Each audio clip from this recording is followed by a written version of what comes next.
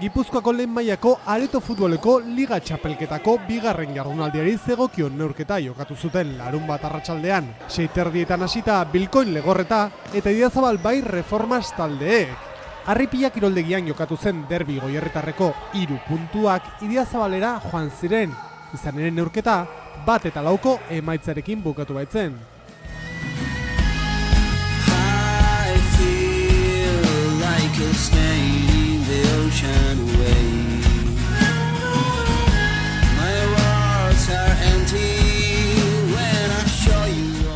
Lehenko azten empata hori ginen, eta azte honetan empateatik interdia, eta azte honetan abertzea asmo, eta 3 puntu etxea eman ditu, eta horrekin oso guztu gara.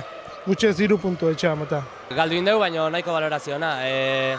Printzipioz aurten ekipo nahiko gazteak euta berri eta gure objektibotan egizan mantentza sartzen da, partidua nahiko partidu zai ezan, nahiz eta etxen izan, eta egizan ekipok defentsa nahiko itxura hona eman ondo burrukatu du partidu eta nahiz eta galdu konforme. Bueno, ni uste partidu hona indeula, bastante ondo ibilia, atzen da bastante serio eta ni uste deukiten okazio danak ez ditugula sartu, baina bueno, nahiko ondo ibilia eta guztua.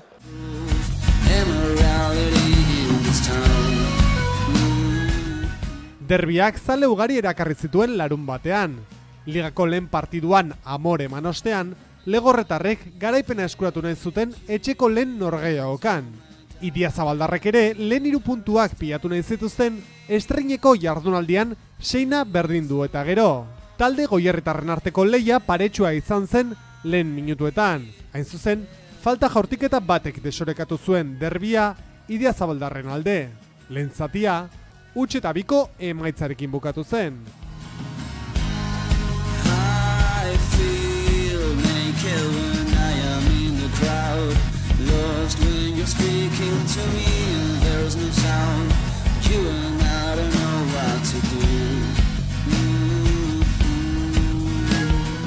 Kosto zaigu hasieran golak sartzea eta hori, baina gero 2-6 sartu jau, eta gero horrekin aguantatzen da ibiliga eta irazten jungea 2-8 eta...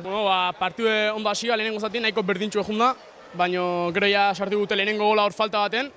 Ni uste lehenengo zati bigarrena baino beto, ze hasieratio entxufauta eta betira atzen oso seguro, eta ondo, bigarren zaten igual pixka fisikamente bajau ingea, baina bueno, ez dio oso ondo ibili eta gustora.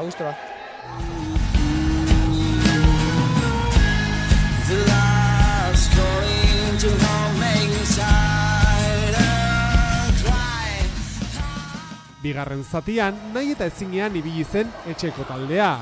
Idiazabaldarrek aldiz, ate aurrean asmatu eta 2 gol gehiago egin zituzten.